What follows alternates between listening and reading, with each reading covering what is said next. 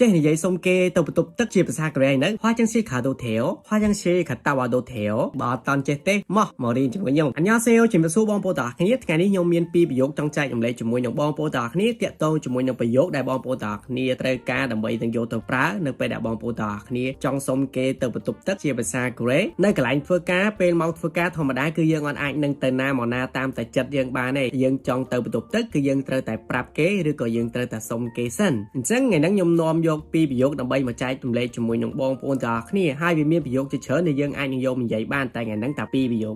ទេប្រហែលជាអាចនឹង3វាដូចគ្នាក៏ប៉ុន្តែរៀងខុសគ្នាបន្តិចអញ្ចឹងណាប្រយោគទី1ខ្វះចាំងស៊ីខាដូថេអូខ្វះចាំងស៊ីខាដូថេអូខ្វះចាំងស៊ីខាដូថេ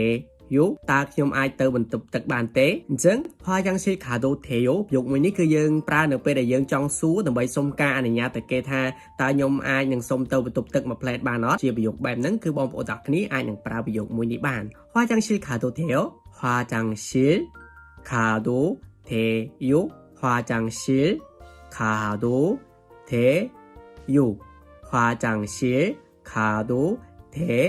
យោខ្វះចាំងស៊ីខាដូថេអូតែខ្ញុំសុំទៅបន្ទប់ទឹកបានអត់ឬក៏មកប្រយោគទៀតពីខាងមុខដូចគ្នាខុសគ្នាតែកតុយបន្តិចទេគឺបងប្អូនទាំងគ្នាអាចនឹងសួរថាខ្វះចាំងស៊ីខាតាវ៉ាដូថេអូខ្វះចាំងស៊ី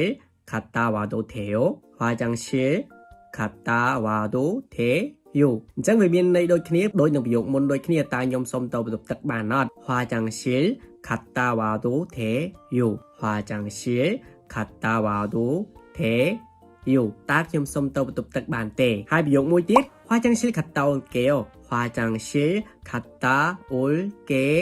យោគឺមានន័យថាខ្ញុំទៅបន្ទប់ទឹកអញ្ចឹងប្រយោគមួយនេះគឺមិនមែនជាទម្រង់សុំទេគឺគ្រាន់តែយើងប្រាប់គេថាខ្ញុំទៅបន្ទប់ទឹកកុំឲ្យពេលមេការឬក៏អ្នកនៅកន្លែងការងារគេមករកយើងអ្នកថ្នាក់លើគាត់មករកយើងអត់ឃើញអញ្ចឹងយើងត្រូវដឹងថាយើងទៅណាអញ្ចឹងយើងប្រាប់អ្នកដែលនៅជិតយើងឬក៏អ្នកដែលធ្វើការជាមួយយើងថាខ្ញុំទៅបន្ទប់ទឹកយើងប្រាប់ឲ្យបានយើងទៅអញ្ចឹងបងប្អូនទាំងគ្នានៅពេលដែលបងប្អូនទាំងគ្នាចង់ទៅបន្ទប់ទឹកអញ្ចឹងបងប្អូនទាំងគ្នាអាចនឹងប្រើប្រយោគនេះបានដើម្បីប្រាប់គេថាខ្ញុំទៅបន្ទប់ទឹកផ្លែឬក៏ខ្ញុំទៅបន្ទប់ទឹក화장실 갔다 올게요 화장실 갔다 올게요 화장실 갔다 올게요 화장실 갔다 올게요 화장실 갔다 올게요ហើយវាជាពាក្យគួរសមផងដែរបើសិនជាយើងចង់និយាយទៅកាន់មិត្តភ័ក្តិរបស់យើងពេលយើងទៅដើរលេងឬក៏យើងធ្វើអីមួយអញ្ចឹងយើងនិយាយទៅកាន់អ្នកដែលអាយុតិចជាងយើងចង់និយាយថាទៅបន្ទប់ទឹកផ្លែតនៅពេលហ្នឹងបងប្អូនតាគ្នាដកយោចុងក្រោយទៅគាត់តែនិយាយថា화장실 갔다 올게 화장실 갔다 올게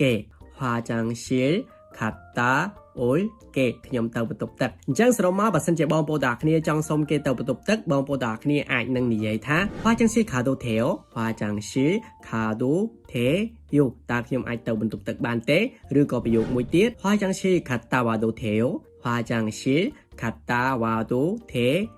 ហើយបើសិនជាបងប្អូនតាគ្នាចង់ប្រាប់គេថាខ្ញុំទៅបន្ទប់ទឹកផ្លែឬក៏ខ្ញុំទៅបន្ទប់ទឹកនៅពេលហ្នឹងបងប្អូនតាគ្នាអាចនឹងនិយាយថា화장실 갔다 올게요 화장실 갔다 올게요